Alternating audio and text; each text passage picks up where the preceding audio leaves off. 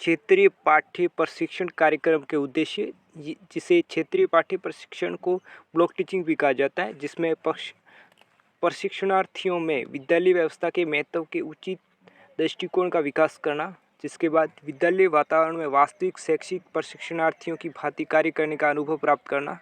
तीसरा, जिसमें पाठ्य सहगामी क्रियाओं के आयोजन व क्रियान्वयन का अनुभव प्राप्त करना। चौथा, जिसमें विद्यालय पाठ्यक्रम में विभिन्न विषयों को पढ़ाने की क्षमता का विकास करना।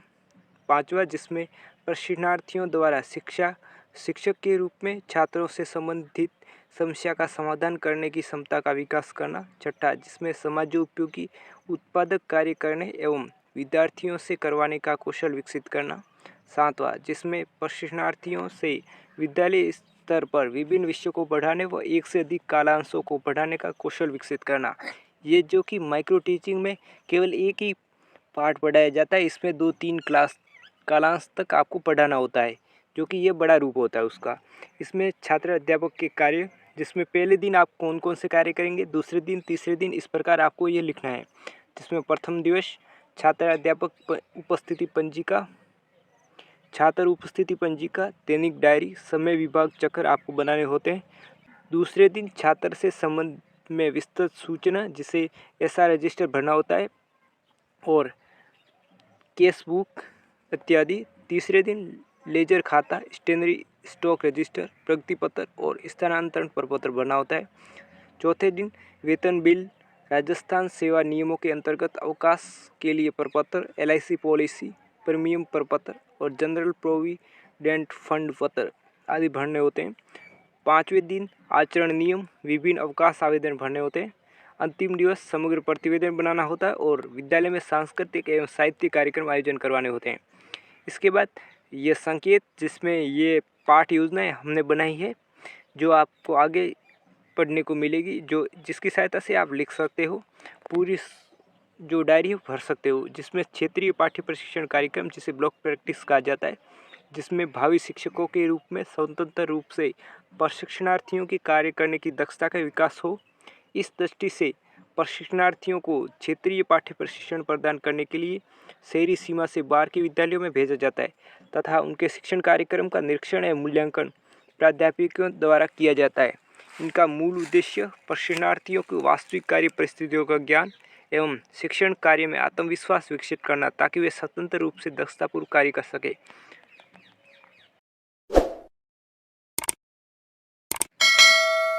पहली पाठ्य योजना, जिसमें दिनांक, कालांश, कक्षा 6 वर्ग ए, कुल विद्यार्थियों की संख्या, जिसमें पर्यवेक्षक का नाम, जिसमें विद्यार्थी जो कि टीचर होंगे श्री विक्रम बिश्नोई। प्रकरण आयत का परिमाप, जो कि प्रकरण है जिसको अंडरलाइन कर सकते हो। विशिष्ट उद्देश्य, जिसमें ज्ञान, अवबोध, अनुप्रयोग, कौशल, अभिरुचि और अभिवृत्ति।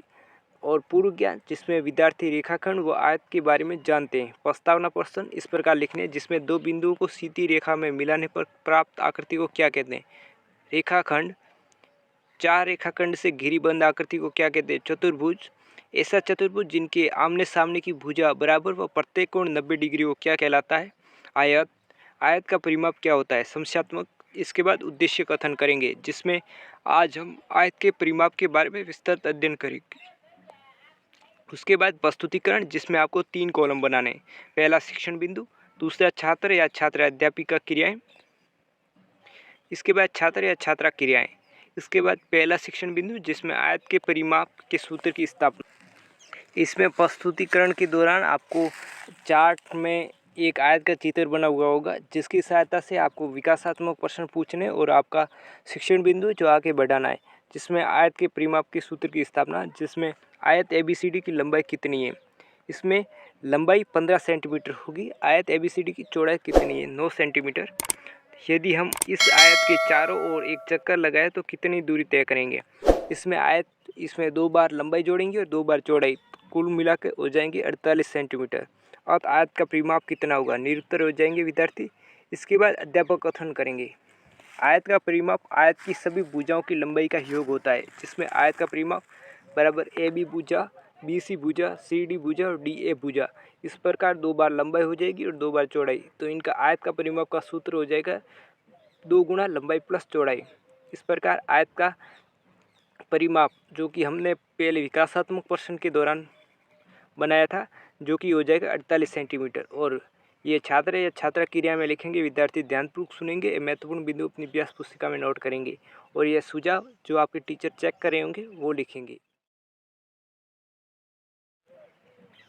पाठ योजना, दिनांक, कालांश 7th, कक्षा 7th वर्ग, कुल छात्र संख्या, पर्यवेक्षक का नाम जो भी आपको टीचर चेक कर रहा है उनका नाम लिखना है।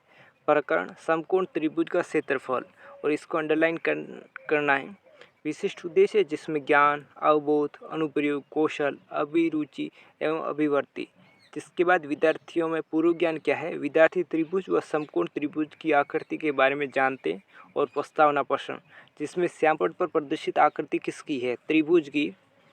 त्रिभुज एबीसी में कितने कोण हैं, 3।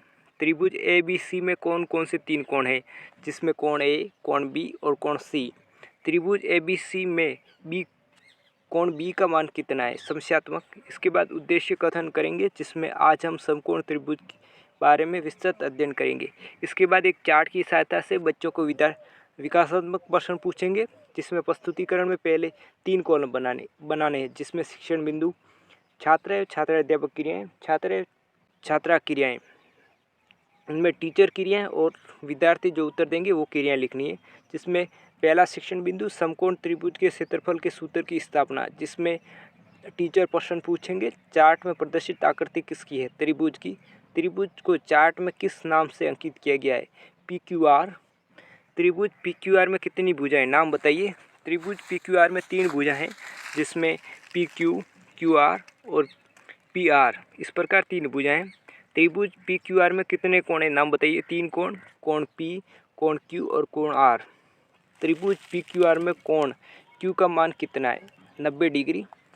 इसके बाद छठा क्वेश्चन जिसमें त्रिभुज PQR किस प्रकार का त्रिभुज है, समकोण त्रिभुज। 7वां क्वेश्चन जिसमें PQR द्वारा घेरा गया क्षेत्र क्या कहलाता है, क्षेत्रफल। समकोण त्रिभुज का क्षेत्रफल क्या होता है, समस्यात्मक। इसके बाद छात्र अध्यापक कथन करेंगे, किसी समकोण त्रिभुज का क्षेत्रफल 1/2 आधार गुणा ऊंचाई होता है। और विद्यार्थी क्रिया में विद्यार्थी ध्यानपूर्वक सुनेंगे, महत्वपूर्ण बिंदु अपनी अभ्यास पुस्तिका में नोट करेंगे। नीचे जो कि सर होंगे वो आपको सुझाव देंगे।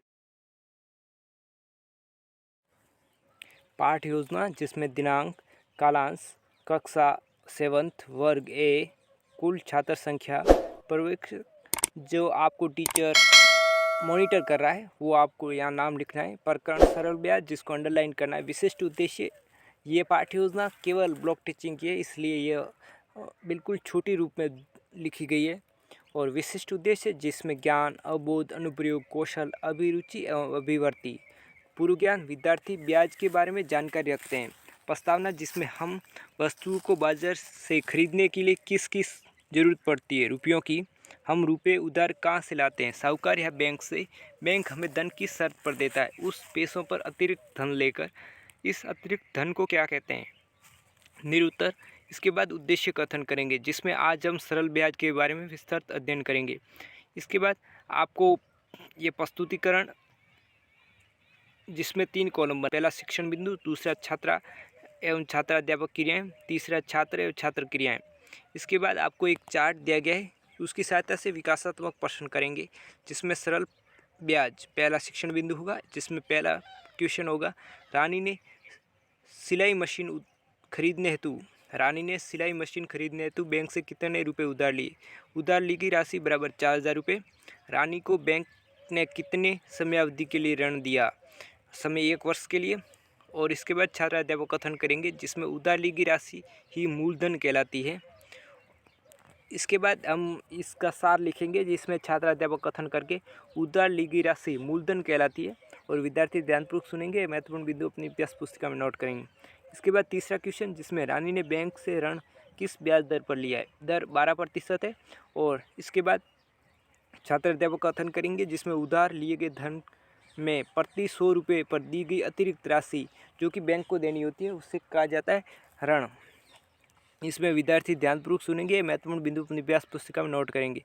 चौथा सवाल जिसमें रानी को 4000 रुपये के ऋण पर 12% वार्षिक ब्याज की दर से कितना धन बैंक को ब्याज के रूप में लौटाना होगा। निरुत्तर इसमें छात्राध्यापक कथन करेंगे जिसमें रानी को बैंक से ब्याज के रूप में जो राशि लेनी होती है उसे सरल ब्याज कहते हैं।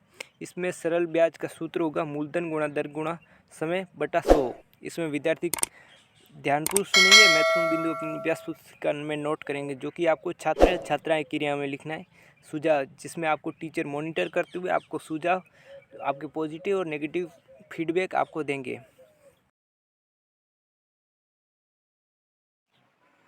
ब्लॉक टीचिंग पाठ्य योजना जिसमें दिनांक, कालांश, कक्षा, वर्ग और विद्यार्थियों की संख्या, कक्षा, सेक्स और पर्यवेक्षक का नाम जिसमें आपको टीचर जो मॉनिटर कर रहा है उनका नाम लिखना है। प्रकरण, वर्ग का परिवार जिसको अंडरलाइन करना है। विशिष्ट उद्देश्य जिसमें ज्ञान, अवबोध, अनुप्रयोग, कौशल, अभिरुचि, अभिवर्ती। पूर्व ज्ञान विद्यार्थी रेखाखंड व वर्ग की आकृति के बारे में जानते हैं। प्रस्तावना प्रश्न जिसमें यह आकृति किस चतुर्भुज की है, वर्ग की। इस वर्ग की भुजाओं के नाम बताइए। ए बी भुजा, बी सी भुजा, सी डी भुजा और डी ए भुजा। वर्ग से आप क्या समझते हैं? ऐसा चतुर्भुज जिनकी प्रत्येक भुजा समान हो और कोण 90 डिग्री हो। और उसके बाद वर्ग के परिमाप का सूत्र क्या होता है, जो कि समस्यात्मक प्रश्न होगा। और उद्देश्य कथन जिसमें आज हम वर्ग के परिमाप के बारे में विस्तृत अध्ययन करेंगे। इसके बाद आपको एक चार्ट में वर्ग का एक क्वेश्चन और वर्ग का चित्र दिया गया है। इसकी सहायता से आपको विकासात्मक प्रश्नों के उत्तर देने, जिसमें प्रस्तुतिकरण जिसमें 3 कॉलम बनाने। पहला शिक्षण बिंदु, दूसरा छात्र या छात्रा अध्यापिका क्रियाएं और छात्र या छात्रा क्रियाएं। इसके बाद वर्ग के परिमाप के सूत्र की स्थापना जो कि पहला शिक्षण बिंदु है। और इसमें विकासात्मक प्रश्न इस प्रकार होंगे। वर्ग ए बी सी डी की भुजा ए बी की लंबाई कितनी है, 5 सेंटीमीटर। और भुजा बी सी की लंबाई कितनी है, 5 सेंटीमीटर। भुजा सी डी की लंबाई कितनी है, 5 सेंटीमीटर। और चौथा सवाल जिसमें भुजा डी ए की लंबाई कितनी है, वो भी 5 सेंटीमीटर होगी, क्योंकि वर्ग के प्रत्येक भुजा की लंबाई बराबर होती है। अगला सवाल जिसमें यदि हम इन वर्ग की चारों भुजाओं की ओर एक चक्कर लगाए तो कितनी दूरी तय करेंगे। भुजाओं के चारों तरफ हम चलें तो कितनी सेंटीमीटर दूरी तय करेंगे। तो आप इन चारों भुजाओं का योग करके उत्तर आ जाएगा 20 सेंटीमीटर। इस प्रकार अर्थ वर्ग का परिमाप कितना होगा, विद्यार्थी निरुत्तर रह जाएंगे। और इसके बाद छात्राध्यापक कथन करेंगे जिसमें वर्ग का परिमाप क्या होता है, वर्ग के सभी भुजाओं की लंबाई का योग होता है। और वर्ग का परिमाप बराबर चारों भुजाओं का योग, जिसमें अंतिम में सूत्र आ जाएगा 4 गुणा लंबाई। और वर्ग का परिमाप 4 गुणा भुजा हो जाएगा। इस प्रकार जो चार्ट में क्वेश्चन दिया गया है उसका उत्तर इस प्रकार हो जाएगा। वर्ग का परिमाप बराबर 4 गुणा 5 और बराबर 20 सेंटीमीटर उत्तर आ जाएंगे। विद्यार्थी क्रिया में विद्यार्थी ध्यानपूर्वक सुनेंगे, महत्वपूर्ण बिंदु अपनी अभ्यास पुस्तिका में नोट करेंगे। इसके बाद सुझाव जो कि आपको टीचर चेक करेंगे वो यहाँ दे देंगे।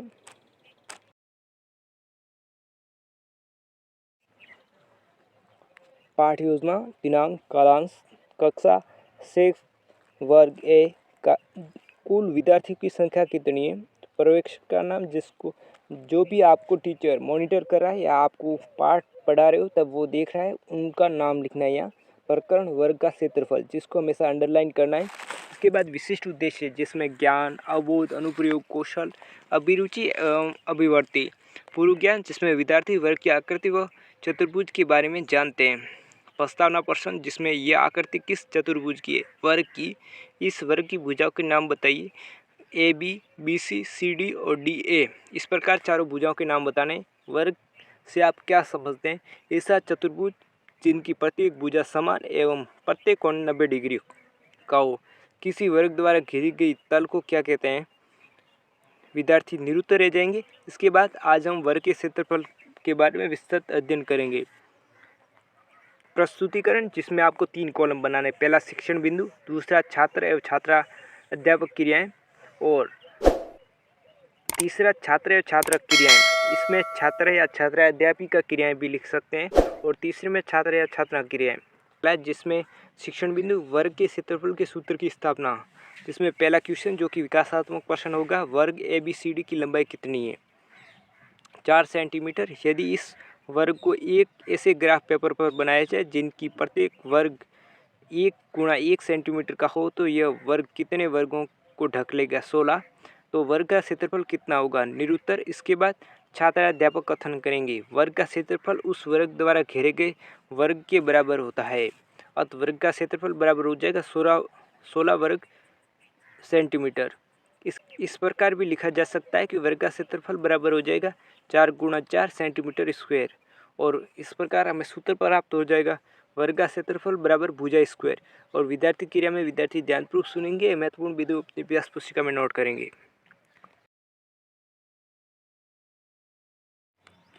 पाठ योजना जिसमें दिनांक, कालांश, कक्षा 8 वर्ग, कुल छात्र संख्या, पर्यवेक्षक का नाम, जो भी आपको कक्षा में शिक्षक मॉनिटर कर रहा है वो उनका नाम लिखना है। प्रकरण, घन का कुल पृष्ठीय क्षेत्रफल, जिसको हमें अंडरलाइन करना है। विशिष्ट उद्देश्य जिसमें ज्ञान, अवबोध, अनुप्रयोग, कौशल, अभिरुचि एवं अभिवृत्ति।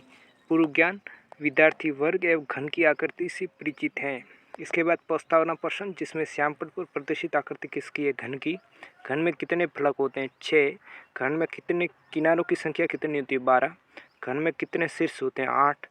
उद्देश्य कथन जिसमें आज हम घन के कुल पृष्ठीय क्षेत्रफल के बारे में विस्तृत अध्ययन करेंगे।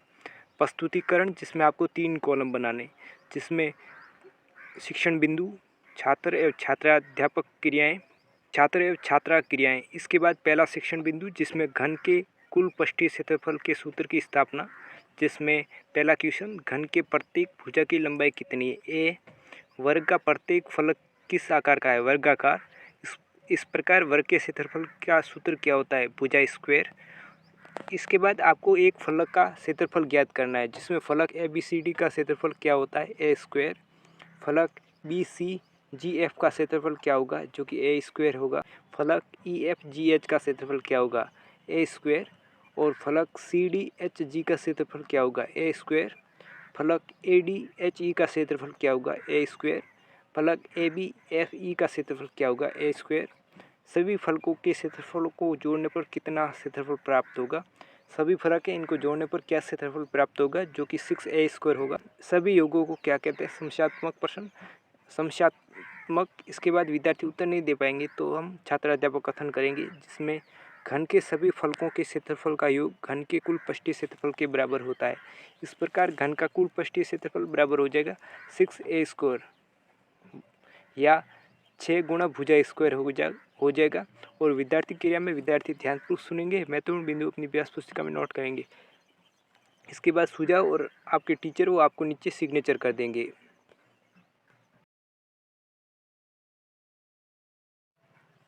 ये ब्लॉक टीचिंग पाठ्य योजना है, इसलिए ये बिल्कुल शॉर्ट फॉर्म में लिखी गई पाठ्य योजना है, जिसमें दिनांक, कालांश, कक्षा 8 वर्ग, कुल छात्र संख्या, पर्यवेक्षक का नाम, जो आपको मॉनिटर कर रहा है उनका नाम लिखना है। प्रकरण, घनाभ का कुल पृष्ठीय क्षेत्रफल, जिसमें विशिष्ट उद्देश्य कौन कौन से? ज्ञान, अवबोध, अनुप्रयोग, कौशल, अभिरुचि एवं अभिवृत्ति। इसमें फॉर्मेट में कुछ आपके कॉलेज के अनुसार कुछ अंतर हो सकता है। पूर्व ज्ञान जिसमें विद्यार्थी आयत एवं घनाभ की आकृति से परिचित हैं। जिसके बाद प्रस्तावना प्रश्न, जिसमें श्यामपट्ट पर प्रदर्शित आकृति किसकी है? घनाभ की। घनाभ में कितने फलक होते हैं? 6। घनाभ में किनारों की संख्या कितनी होती है? 12। घनाभ में कितने शीर्ष होते हैं? 8। उद्देश्य कथन, जिसमें आज हम घनाभ के पृष्ठीय क्षेत्रफल के बारे में विस्तृत अध्ययन करेंगे। इसके बाद प्रस्तुतिकरण, जिसमें आपको 3 कॉलम बनाने, पहला शिक्षण बिंदु, दूसरा छात्राध्यापक या छात्राध्यापिका क्रियाएं, इसके बाद छात्र या छात्रा क्रियाएं। इसके बाद पहला शिक्षण बिंदु, जिसमें घनाभ के पृष्ठीय क्षेत्रफल के सूत्र की स्थापना, जिसमें पहला सवाल, घनाभ की लंबाई कितनी होती है? एल लंबाई। घनाभ की चौड़ाई कितनी होती है? बी। और घनाभ की ऊंचाई कितनी होती है? एच। इस प्रकार आयत का क्षेत्रफल क्या होता है? लंबाई गुणा चौड़ाई। और फलक ए एफ ई डी का क्षेत्रफल क्या होगा? एल गुणा एच। इस प्रकार फलक बी जी एच सी का क्षेत्रफल क्या होगा? एल गुणा एच। इस प्रकार आगे के कुछ प्रश्नों में फलक सी डी ई एच का क्षेत्रफल क्या होगा? बी गुणा एच। फलक ए बी जी एफ का क्षेत्रफल क्या होगा? बी गुणा एच। फलक ए बी सी डी का क्षेत्रफल क्या होगा? एल गुणा बी। फलक ई एफ जी एच का क्षेत्रफल क्या होगा? एल गुणा बी। फलकों के क्षेत्रफल के इस योग को क्या कहते हैं? निरुत्तर। इसके बाद छात्र अध्यापक कथन करेंगे, जिसमें घनाभ का कुल पृष्ठीय क्षेत्रफल सभी फलकों के क्षेत्रफल के योग के बराबर होता है। और घनाभ का कुल पृष्ठीय क्षेत्रफल बराबर हो जाएगा 2 गुणा लंबाई गुणा चौड़ाई और चौड़ाई गुणा ऊंचाई और प्लस ऊंचाई गुणा लंबाई। इस प्रकार घनाभ का कुल पृष्ठीय क्षेत्रफल प्राप्त हो जाएगा। घनाभ का कुल पृष्ठीय क्षेत्रफल बराबर हो जाएगा 2 गुणा L गुणा बी प्लस बी गुणा एच प्लस L गुणा एच। इस प्रकार ये घनाभ का कुल पृष्ठीय क्षेत्रफल प्राप्त हो जाएगा। और विद्यार्थी क्रिया में विद्यार्थी ध्यानपूर्वक सुनेंगे, महत्वपूर्ण बिंदु अपनी व्यास पुस्तिका में नोट करेंगे।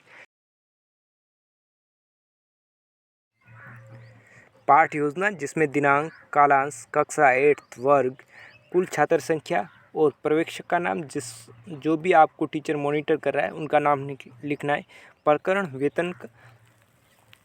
प्रकरण बेलन का आयतन। इसके बाद ये माइक्रो टीचिंग और ब्लॉक टीचिंग में जो आपको पाठ योजना छोटी छोटी बनानी होती है उनका पाठ है, इसलिए ये बिल्कुल सूक्ष्म रूप में बनाई गई है, जिसमें विशिष्ट उद्देश्य ज्ञान, अवबोध, अनुप्रयोग, कौशल, अभिरुचि एवं अभिवर्ती। पूर्व ज्ञान, विद्यार्थी वर्त एवं आयत के बारे में जानते हैं। प्रस्तावना, जिसमें श्यामपट पर प्रदर्शित आकृति किसकी है? बेलन की। बेलन के आधार किस आकृति का है? वर्ताकार। इस वर्त की त्रिज्या कितनी होती है? आर। बेलन की ऊंचाई कितनी है? एच। आज हम बेलन के आयतन के बारे में विस्तृत अध्ययन करेंगे। इसके बाद प्रस्तुतिकरण, जिसमें आपको 3 कॉलम बनाने। पहला शिक्षण बिंदु, दूसरा छात्र या छात्रा अध्यापिका क्रियाएं, छात्र या छात्रा क्रियाएं, और बेलन के आयतन के सूत्र की स्थापना, जिसमें आपको पहला क्वेश्चन पूछना है जो कि विकासात्मक प्रश्न के अंतर्गत होगा। दिए गए बेलन के आधार की त्रिज्या कितनी है? H R. दिए गए बेलन के आधार की त्रिज्या कितनी है? आर। दिए गए बेलन की ऊंचाई कितनी है? एच। बेलन के आधार का किस आकार का है? वर्ताकार। इस वर्त की त्रिज्या आर हो तो वर्त का क्षेत्रफल कितना होगा? पाई आर स्क्वायर होगा। इसके बाद पांचवा, जिसमें यदि वर्त के क्षेत्रफल को ऊंचाई एच से गुणा कर दिया जाए तो क्या प्राप्त होगा? समस्यात्मक। इसके बाद छात्र अध्यापक कथन, जिसमें बेलन का आयतन बराबर आधार का क्षेत्रफल गुणा ऊंचाई, जो कि हो जाएगी पाई आर स्क्वायर गुणा एच बराबर पाई आर स्क्वायर एच। बेलन का आयतन बराबर हो जाएगा पाई आर स्क्वायर गुणा एच होगा। इस विद्यार्थी ध्यानपूर्वक सुनेंगे एवं महत्वपूर्ण बिंदु अपनी अभ्यास पुस्तिका में नोट करेंगे, जो कि छात्रा या छात्र क्रियाओं में लिखेंगे। आपका बहुमूल्य समय देने के लिए धन्यवाद। जय हिंद।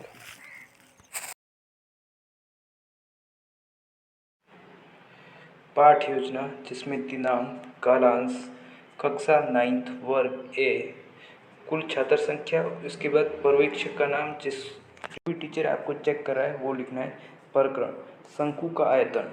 इसके बाद विशिष्ट उद्देश्य, जिसमें ज्ञान, अवबोध, अनुप्रयोग, कौशल, अभिरुचि एवं अभिवर्ती। इसके बाद पूर्व ज्ञान, जिसमें विद्यार्थी वर्त एवं शंकु की आकृति के बारे में जानते हैं।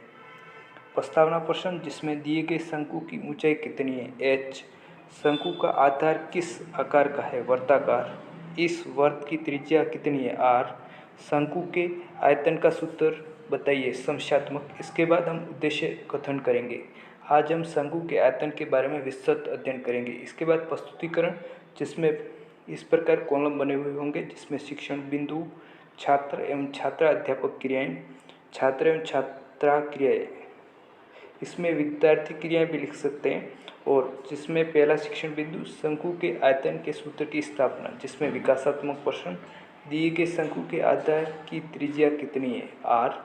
दिए गए शंकु की ऊंचाई कितनी है? एच। यदि शंकु का आधार वर्ताकार हो तो शंकु का क्षेत्रफल आधार का क्या होगा? पाई आर स्क्वायर।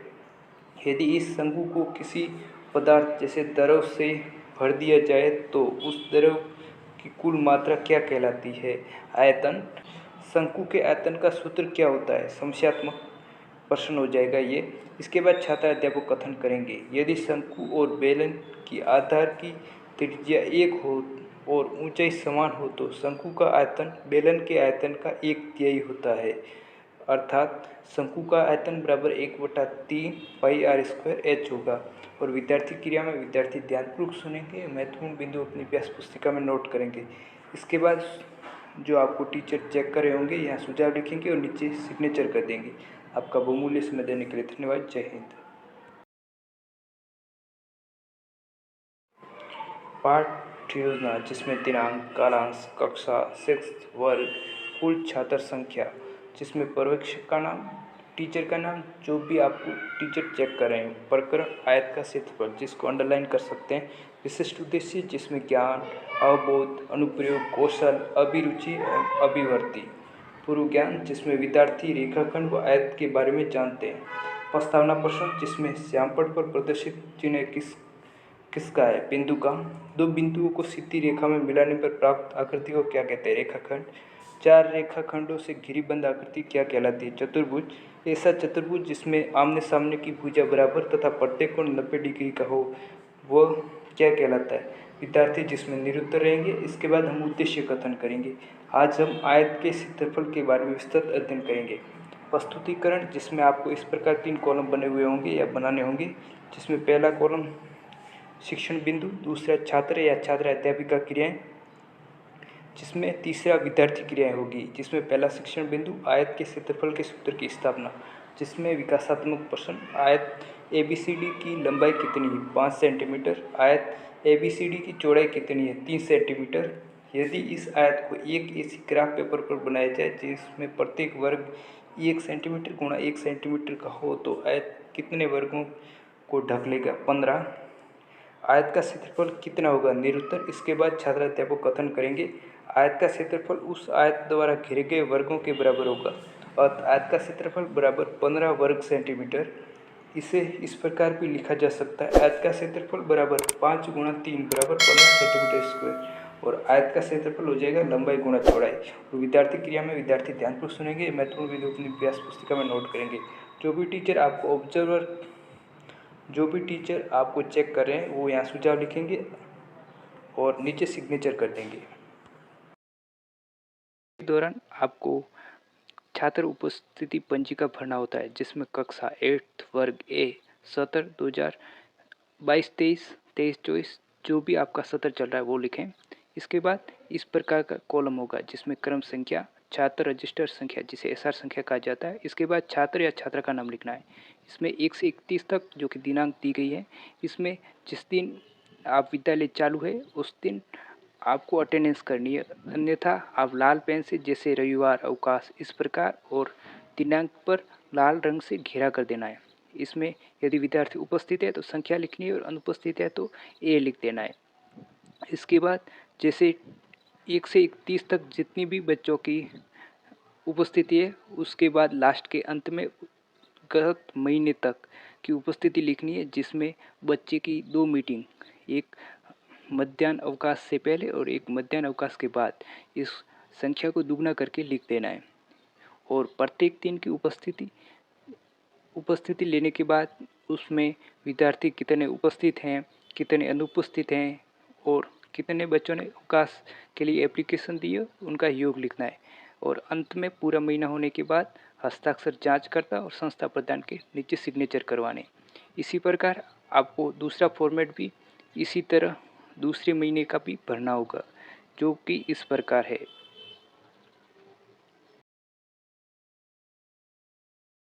अध्यापक दैनिक डायरी, जो कि आपको ब्लॉक टीचिंग के दौरान भरनी होती है, जिसमें अध्यापक दैनिक डायरी दिनांक 1/4/2022, ये जब भी आप भर रहे हो आपके इंटर्नशिप के अनुसार डेट लिखनी है। जिसके बाद इस प्रकार के कॉलम होंगे, जिसमें कक्षा, वर्ग तथा विषय, कालांश, इकाई, उप इकाई या पाठ का नाम।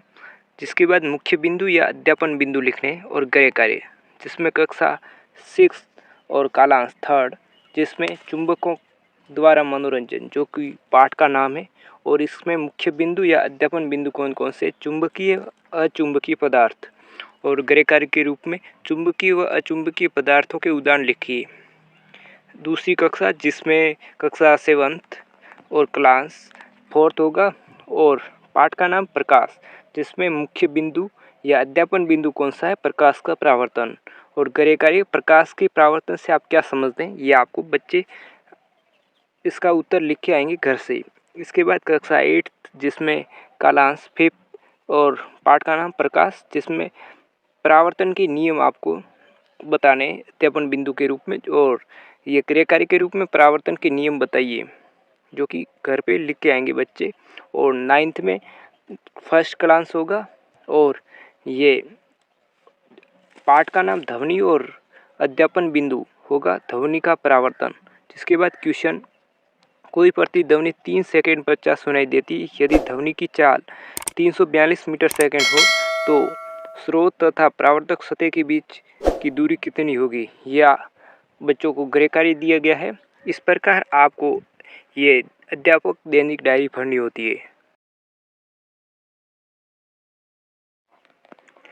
समय विभाग चक्कर, जो कि आपको ब्लॉक टीचिंग के दौरान आपको बनाना होता है, जिसमें समय विभाग चक्कर 70 जिसमें आप इंटर्नशिप कर रहे हो वो आपको लिखना है। इसमें 2021-22 लिखा हुआ है, कक्षा 9th और वर्ग ए, जिसमें ये एक कक्षा का टाइम टेबल है। इसके लिए जैसे सोमवार, मंगलवार, बुधवार, गुरु, शुक्र और शनिवार, इस प्रकार एक कॉलम वर्ग में वार दिए गए और एक आवर्त में पीरियड दिए गए और 1 2 3 4 5 6 7 8 और बीच में जैसे पहला पीरियड होगा विज्ञान, इसके बाद संस्कृत, गणित, अंग्रेजी और बीच में अवकाश होगा, रेस्ट होगी जो कि मध्याह्न अवकाश। इसके बाद गणित, हिंदी, समाज विज्ञान और आईसीटी। इस प्रकार आपको समय विभाग चक्र बनाना होता है, जिसके नीचे हस्ताक्षर कक्षा अध्यापक के, मॉनिटर के और प्रिंसिपल के।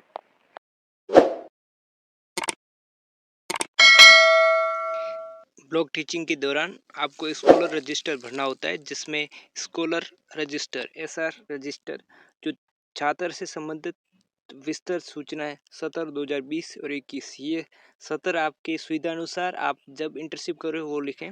इसके बाद इस प्रकार के इसमें कॉलम होंगे, जिसमें क्रम संख्या, छात्र रजिस्टर संख्या जिसे एसआर संख्या कहा जाता है, छात्र या छात्रा का नाम, पिता या माता का नाम, संरक्षक का नाम और जो छात्र या छात्रा है उनसे संबंध क्या है,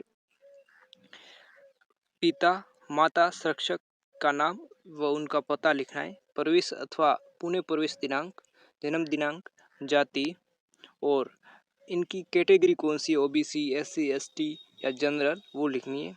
इस सत्र की उपस्थिति का योग, वर्ष की उपस्थिति का प्रतिशत, परीक्षाफल कैसा रहा और इनकी श्रेणी कौन सी है, फर्स्ट डिवीजन, सेकंड डिवीजन या थर्ड डिवीजन, कक्षा में स्थान कौन सा है और अन्य विवरण लिखने। इसमें जैसे क्रम संख्या 1, छात्रा का नाम चंद्रिका और उनके पिता का नाम सावला राम, उनसे संबंध क्या है, ये पुत्री और पिता है और इनकी माता का नाम दरिया देवी और इनका बर्थ डेट है 7/8/06 और इनकी कैटेगरी एससी। इस प्रकार आपको जो भी कक्षा में पढ़ रहे हैं उनका स्कॉलर रजिस्टर इस प्रकार बनाना होता है। कैश बुक कैसे भरे, जिसमें आपको पहले रिसिप्ट और दूसरे में पेमेंट लिखना है। ये उल्टा लिखा गया है, जिसमें पेमेंट काट के रिसिप्ट और रिसिप्ट काट के पेमेंट लिखना है। जिसके बाद इसमें पहले दिनांक लिखनी है 5/01/2022, जिसमें पिछला शेष, पिछले पेज का शेष क्या था वो लिखना है। खाता स्पष्ट 11 और रकम जो कि कैश में आपके पास कितनी, 8600 रुपये और बैंक में 90,000 है, इनमें योग कर देने 98,600 रुपये हो जाएंगे। और एसएमसी खाते से चेक द्वारा राशि निकाली गई कितनी है, 15,000 आपने निकाल दी और इसके बाद माह योग कर लेंगे, क्योंकि आपने बैंक से आपके कैश आपके पास जो कि 15,000 निकालने के बाद बढ़ जाएंगे, जो कि हो जाएंगे 23,600 रुपये और बैंक में हो जाएंगे 75,000 और टोटल वही सेम रहेगा। और दूसरे के बाद पेमेंट जब भी आप खर्च करोगे वो इसमें लिखने हैं, जिसमें 5/2/2022 और वाउचर नंबर जो कि 84 और नीचे डेट लिखनी है, जिसमें 5/2/2022 और विवरण लिखना होगा किसको दिए, जैसे श्री दुर्गाराम जी को दिसंबर 2021 का रोकड़ भुगतान किया गया, जो कि 12 पेज नंबर होगा और जो कि 1410 रुपये भुगतान किया है। और दूसरे में 3/3/2022 और ये वाउचर नंबर 85 और दिनांक 3/3/2022 श्री सावलाराम जी को जनवरी 2022 का फल खरीदने संबंधी रोकड़ भुगतान किया गया, जो कि होगा 1050 और इसका योग कोड देना है, जो कि होगा 2460 और बचत कितनी है, ये 23,600 में से ये दोनों घटा के हो जाएंगे 21,140 रुपये और बैंक में 75,000। अपने पास कितने हैं टोटल, दोनों को जोड़कर 99,140 रुपये हो जाएंगे। इस प्रकार आपको ये कैश बुक रोकड़ भी भरना होता है। आप लेडर या खाता बही जिसे कहा जाता है, जिसमें आप या स्कूल में जो भी आप खर्च करते हो वो आपको यहाँ विवरण लिखना होता है, जिसमें आपके पास पिछला शेष जो कि 5/1/2022 को 8600 रुपये आपके पास कैश थे। इसके बाद जो कि बैलेंस में भी आप लिख देंगे 8600 रुपये। इसके बाद 6/1/2022 को एसएमसी खाते से चेक द्वारा राशि प्राप्त हुई, जो कि 15,000 रुपये प्राप्त हुए हैं। और पहले जो 8,600 रुपये थे, इसको टोटल कर देंगे और लिख देंगे 23,600 रुपये आपके पास है। इसके बाद ये आप 2 भुगतान किए हैं वो लिखने हैं, जिसमें श्री दुर्गाराम जी को दिसंबर 2021 का रोकड़ भुगतान किया गया, जो कि होगा 1410 रुपये। और ये माइनस कर लेंगे इसमें से, ये दोनों क्रेडिट लिखने हैं और दूसरे में डेबिट लिखने हैं, जिसमें इसके बाद आपके पास शेष हो जाएंगे 22,190। और दूसरा भुगतान किया है श्री सावलाराम जी को जनवरी 2022 का फल खरीदने संबंधी रोकड़ भुगतान किया गया, जो कि होगा 1050। और इसके बाद आपके पास हो जाएंगे 21,140 रुपये। इस प्रकार आपको ये लेटर खाता, जो कि बही खाता, आपको भरना होता है। ब्लॉक टीचिंग के दौरान आपको प्रगति पत्र भी भरना होता है, जिसमें आप ब्लॉक टीचिंग कर रहे हो वो, जिसमें यहाँ लिखा हुआ है 21-22 और कक्षा 8 वर्ग ए नामांक 822 अंक, जो कि एसआर नंबर होता है, जो कि 775 है। जन्म दिनांक क्या है 2/2/2004। और विद्यार्थी का नाम सविता कुमारी, पिता का नाम तेजाराम, माता का नाम गोमती देवी, संरक्षक जो कि पिता ही संरक्षक है तो तेजाराम, अभिभावक या संरक्षक का पता, पास संख्या,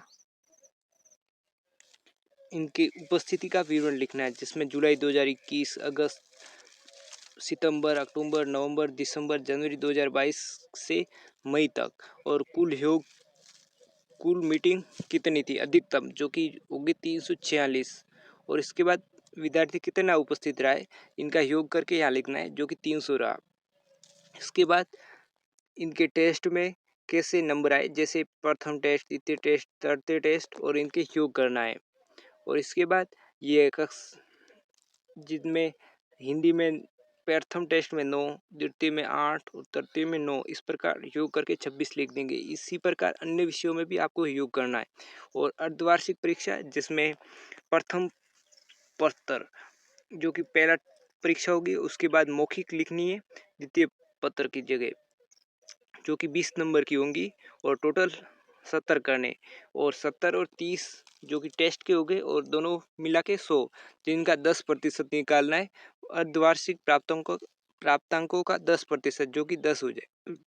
इस प्रकार आपको सभी विषयों में अर्धवार्षिक प्राप्तांकों का 10% निकालना है। और स्वास्थ्य शिक्षा और कंप्यूटर साक्षरता में भी आपको इस प्रकार जो कि टेस्ट में जो नंबर आए उनका योग करके आपको 10% निकालना है। और कला शिक्षा और समाज उपयोगी उत्पादन कार्य एवं समाज सेवा, इसी प्रकार यहाँ भी ये भी नंबर लिखने, और इसके बाद इस प्रकार का ये फॉर्मेट आपको भरना होता है। इसके बाद हस्ताक्षर कक्षा अध्यापक, हस्ताक्षर संस्था प्रधान और हस्ताक्षर अभिभावक के, और नीचे भी हस्ताक्षर कक्षा अध्यापक, हस्ताक्षर परीक्षा प्रभारी और हस्ताक्षर संस्था प्रधान के।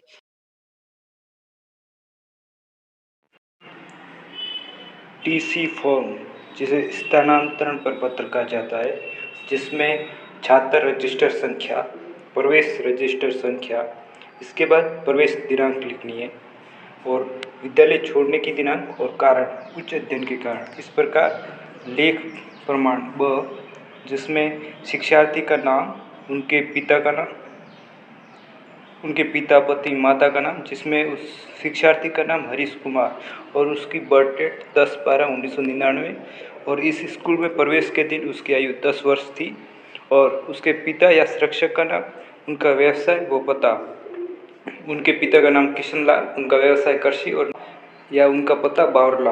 और इस स्कूल में प्रवेश होने से पहले स्कूल का नाम जिसमें छात्र पढ़ा था राउ प्रावी रघुनाथपुरा, और पिछले स्कूल को छोड़ते समय छात्र कौन सी कक्षा में उत्तीर्ण हुआ और किस कक्षा में जाने योग्य था। उसने 5th उत्तीर्ण की और 6ठी कक्षा में प्रवेश देने योग्य था।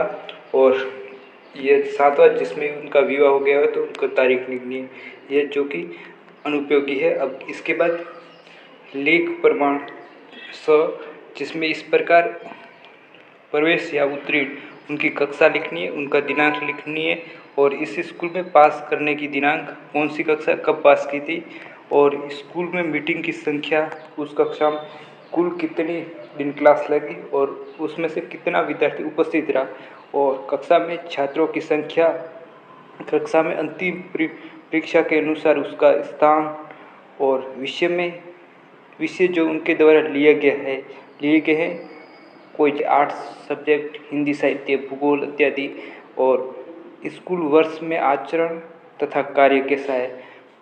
इस प्रकार उसके 6, 7, 8, 9, 10, 11 और 12 इस प्रकार की उनकी जो कि ये पूर्तियाँ करनी होगी।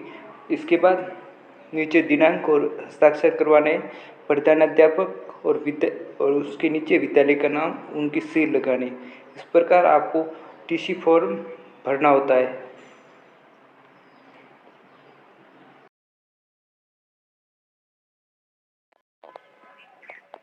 ब्लॉक टीचिंग के दौरान आपको ये भी फॉर्मेट भरना होता है जिसमें राजस्थान सेवा नियमों के अंतर्गत अवकाश के लिए, जिसमें आकस्मिक अवकाश के अतिरिक्त आवेदन का प्रपत्र कैसा होता है इस प्रकार, जिसमें आवेदक का नाम, जिसमें आपका नाम लिखना है, पिता का नाम लिखना है और पद, जैसे अध्यापक L2 और आप जब इंटर्नशिप कर रहे हो तो आप पद का जैसे BSTC कर रहे हो तो L1 लिख सकते हो। इसके बाद विभाग या कार्यालय में अनुभाग, आपके विद्यालय का नाम, जिसमें राजकीय उच्च माध्यमिक विद्यालय में आप पढ़ रहे हो या प्राथमिक उच्च प्राथमिक में पढ़ा रहे हो वो लिखना है।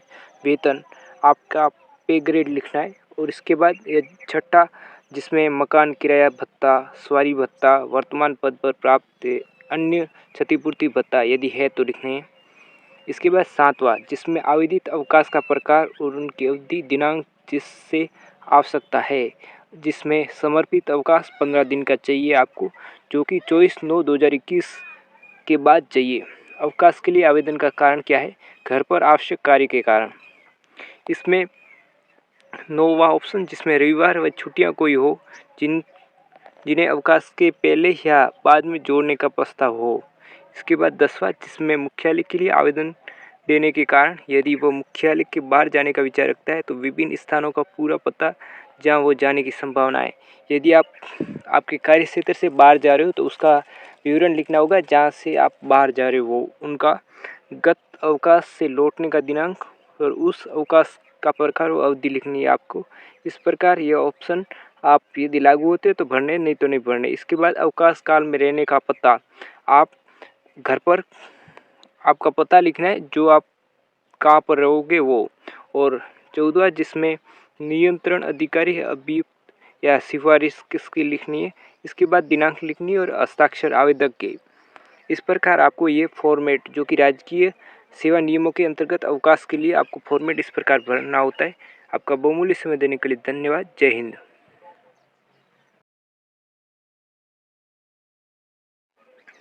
अवकाश अनुमति होने संबंधी प्रमाण पत्र, जिसमें राजपत्रित अधिकारियों के मामले में महालेखापाल द्वारा जिसमें प्रमाणित किया जाता है कि चंदन प्रकाश नियम के अधीन दिनांक 24/9/2021 से 8/10/21 दिनांक तक 15 दिन की अवधि का अवकाश किस्म समर्पित अवकाश अनुमत है। जिसके बाद हस्ताक्षर में पद, नाम लिखना है और दिनांक।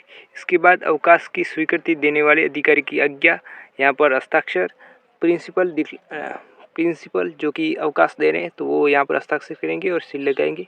और ये प्रमाण पत्र आपको विद्यालय द्वारा जो आपके अधिकारी होंगे वो देंगे, जिससे आप ये सत्यापित कर पाओगे कि आपको अवकाश मिला हुआ है 15 दिन का।